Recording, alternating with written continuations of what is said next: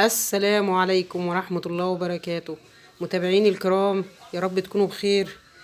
كل عام وانتم بخير. رمضان على الأبواب، ويعني هو إن شاء الله يعني أول مرة يجي رمضان مع عيد الأم، هيبقى تقريبا ما بينهم يومين أو حاجة، فكل عام وانتم بخير. يعتبر الحاجات اللي أنا سمك الكيتو والفول النهاردة اللي هقول لكم عليه هدية لآبائنا ولإخواتنا الكبار، كل عام وهم بخير. هدية عيد الأم، وطبعا بنقول هي الأسرة كلها، فالأب والإخوات والناس الكبار في السن يا جماعة كل عام وهم بخير. بحاول أعمل لكم أكل بيناسب خاصة الناس الكبار اللي هم مرضى سكر أو مرضى ضغط أو مرضى سمنة، فبحاول ان انا اقدم لكم حاجات تقدروا يعني تكون مفيدة ليهم، وفي نفس الوقت ما تكونش مكلفة، وفي نفس الوقت اللي هو ايه، احيانا الواحد بيتلخبط وما بيشتري الحاجة من بره ويلاقي الادوية مش عاملة مفعول او الادوية تأثيرها مش باين.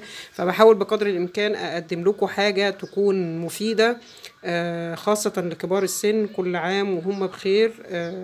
ان شاء الله النهارده هقدم لكم طريقة الفول اللي بينفع مرضى السكر او الناس اللي عايزة تخس برضه. اولا انا بجيب الفول البلدي يا جماعة. بنقع الفول.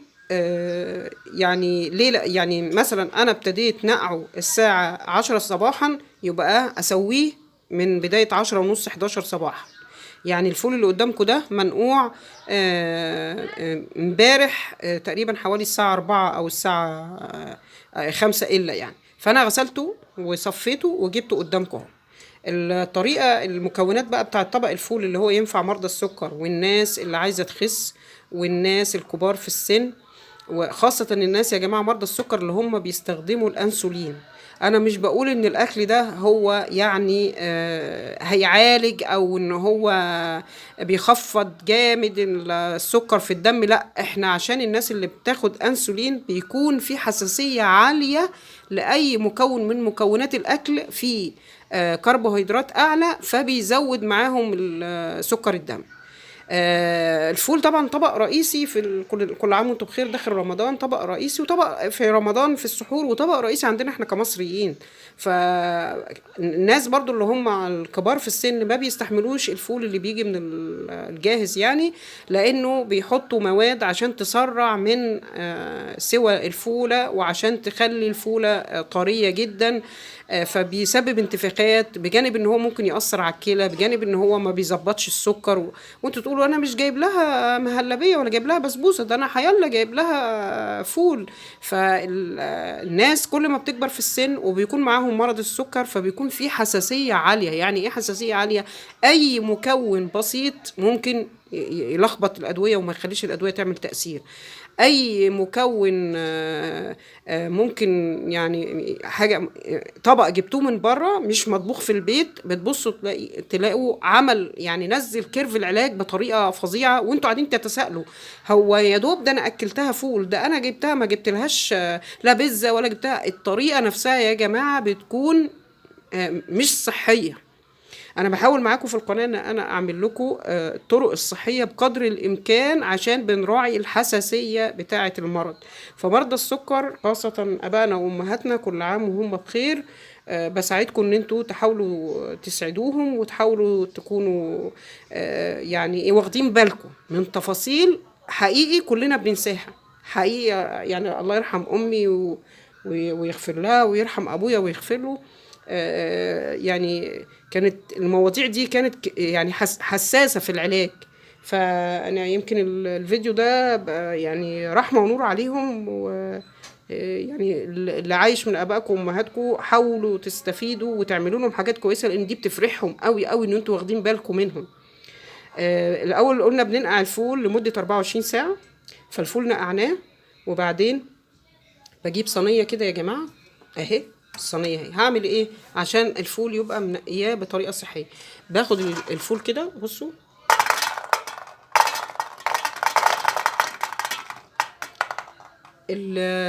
الفول لما بيخبط كده، لما يخبط كده في خبطه مكتومه، وفي خبطه زي ما يكون زلطه، زي ما يكون هو طبعا ما فيهوش زلط، بس ايه الخبطه هتلاقوها بترن، هتلاقوها بترن اهي. ده اسمه فول السقط اهو يا جماعه، بتلاقوه جامد وحجر كده، ده اسمه فول السقط. بصوا سمعتوا بتعمل اللي هي زي الزلطه، تعمل زي الزلطه. بحاول اشوف لكم واحده تاني. دي طريقة التنقية الصحيحة للفول. طبعا مش التنقية من الغبار والطين والكلام ده. هو دلوقتي بقى الحمد لله ما فيهوش لا غبار ولا طين، طبعا عشان غلو الاسعار، فطبعا التجار بيختشوا ان هم يجيبوا حاجة مليانة تراب ومليانة طين. انا بقول بتنقي الفولة اللي هي تنفع تتدمس، فدي اسمها سقط، يعني جنين متجمد او جنين ميت، فالفولة ما بتستويش. بنفضل نمسك الفول كده كده اهو، ونرفع كده لحد ما بتسمعوا اللي هو صوت الفولة زي الزلطة عملت، يعني زي ما يكون معدن خبط في معدن. فبتشيلوها، دي ما بتستويش، وممكن تكسر سنة للناس الكبار، او لو طفل صغير ممكن تكسر له سنة، ممكن تعمل عسر هضم. في ناس بتحط الفول كده زي ما هو تستخسر، لا، شيلوا الفول الجامد ده يا جماعة. حتى طول بعد الغلية بتلاقوها عملت حاجة، هو يعتبر جنين ميت، فبالتالي سبحان الله ملوش فايدة، فبيعمل عسر هضم. يعني زي ما الفرخة تموت كده ما ينفعش ناكلها، هو برضو كده الحبوب لما تلاقوا حبوب الجنين بتاعها ميت او صلبة كده ما بتستويش، ولو انتوا حطيتوها هتبقى زي حاجة زيادة، وبتعمل تلبك معوي، وبتعمل عسر هضم لجانب الناس الكبار، ممكن تكسر سنة او تضايقهم نفسيا، ويحسوا ان انتوا بتقدموا لهم حاجة. ده اللي بيلاقوه عادة في الفول اللي بره.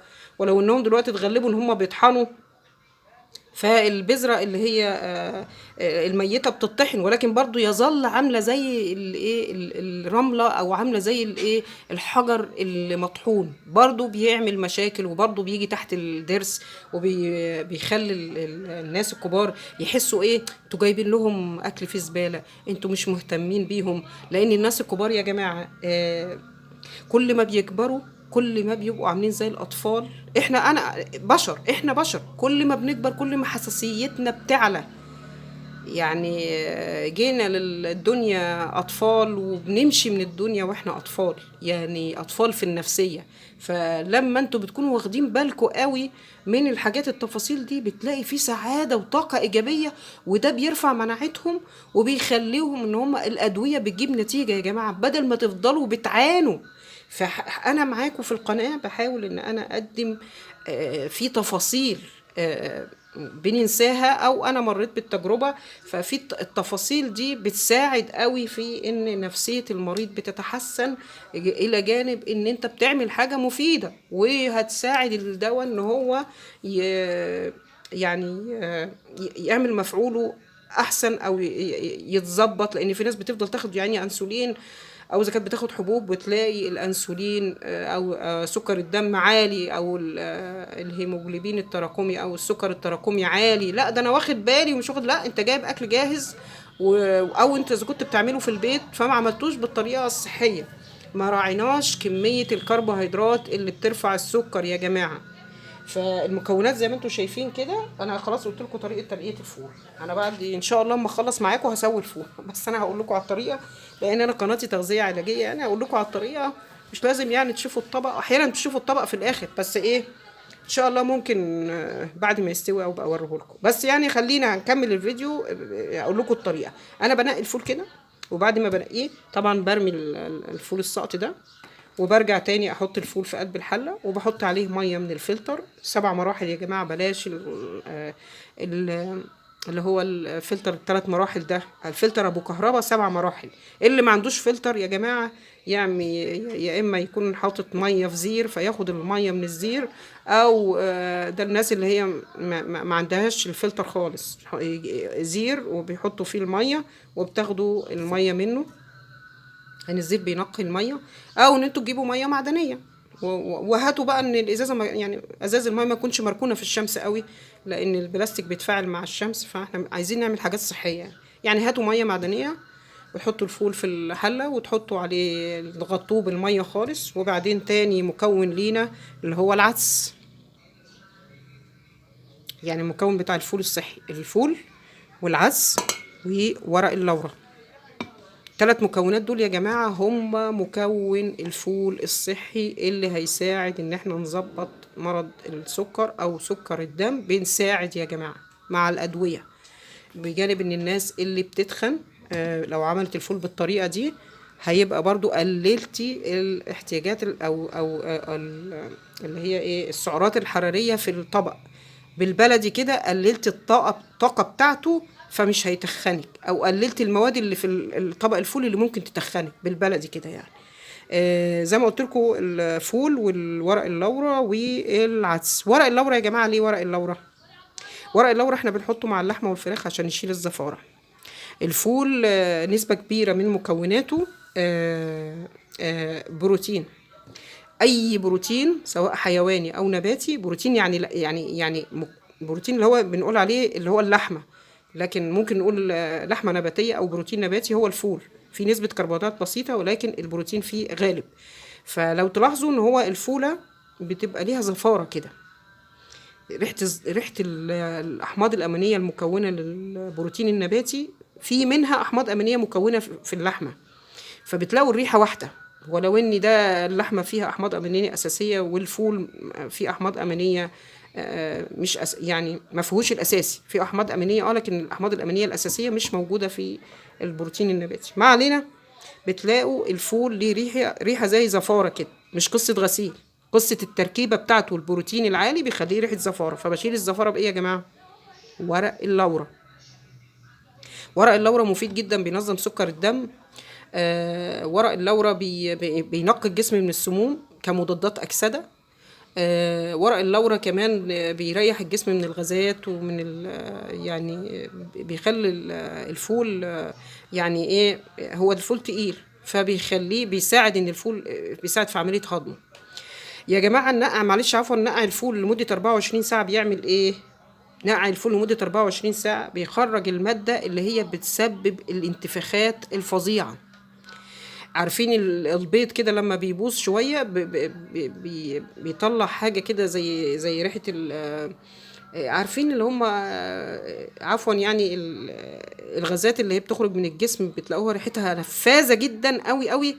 ده البيض لما بيبوظ او بناكل كمية بيض كبيرة او بناكل كمية بيض واحنا ما عندناش او عندنا برد، بيخرج ريحته نتيجة النيتروجين.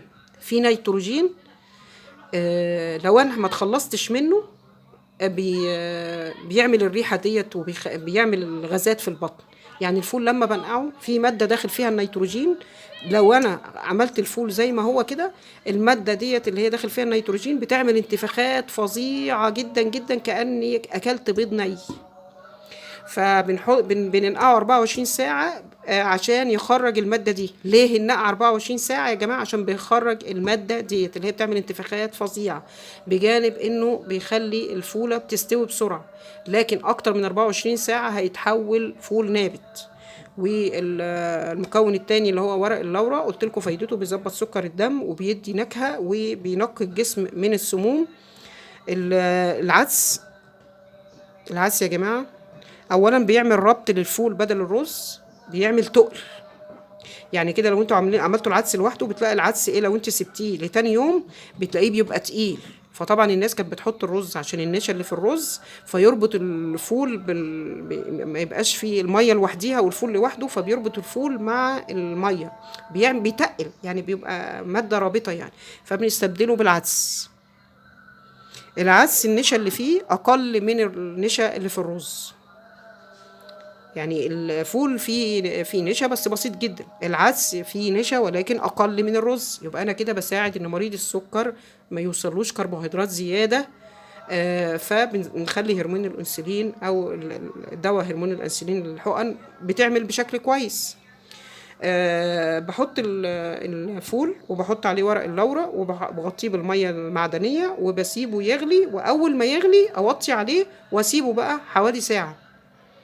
بعد حوالي ساعة أو ساعة وربع أو ساعة ونص حسب ما أنت عايزة درجة الفول تبقى طرية قد إيه، بنحط العدس و... وبنسيبه كمان يغلي كمان حوالي تلت ساعة مثلا أو 25 دقيقة.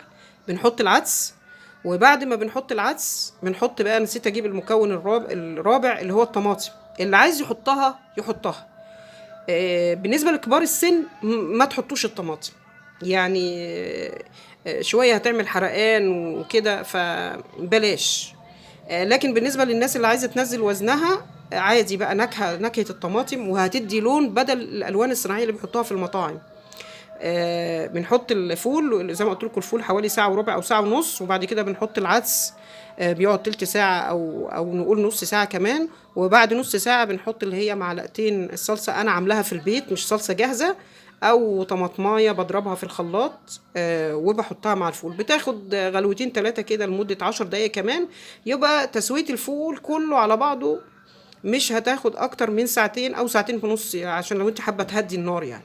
هيطلع الفول يعني طري جدا، وهتلاقوا العدس عمل زي عملية مسك أو ربط لحبيبات الفول مع بعض، ومع المية عمل محلول لزج كده، يعني محلول زي المهلبية زي ما بيقولوا، ولكن ايه، هما كانوا بيحطوا الرز عشان كده تلاقي مية الفول بقت تقيلة، عشان الآباء والأمهات اللي هم متعودين في ذاكرتهم إن هم بيشربوا مية الفول، أو بيحبوا الفول والمية اللي حواليه تبقى تقيلة، ما يحبوش المية تبقى خفيفة. فإن شاء الله الطريقة دي يا جماعة هتعجبكم، وهتلاقوا الفول استوى وبقى طري جدا.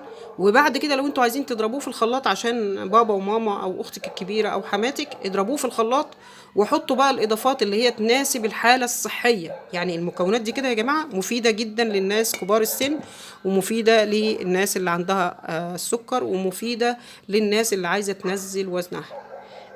يا رب ان شاء الله الطريقه تجربوها وتعجبكم. انا عن نفسي جربتها مع نفسي، لان انا كنت عايزه انزل في الوزن ففادتني كتير، وجربتها طبعا مع اهلي، فالحمد لله الطعم عجبهم. ان شاء الله جربوها وتكتبوا لي في التعليقات. ويا جماعه الناس اللي بيشوفوا الفيديوهات بتاعتي ومش مشتركين في القناه، طب ما تشتركوا يا جماعه في القناه، اشتركوا، وانا يسعدني ان انتوا تكتبوا التعليقات. فيا رب ان شاء الله اللي بيوصلوا الفيديو يشترك في القناة ويفعل الجرس ويحط لايك ويعمل شير لاصحابه. جربوا الطريقة واكتبوا لي في التعليقات. بحبكم في الله، وان شاء الله في فيديو جديد وطريقة صحية جديدة، وكل عام وانتم بخير. سلام عليكم.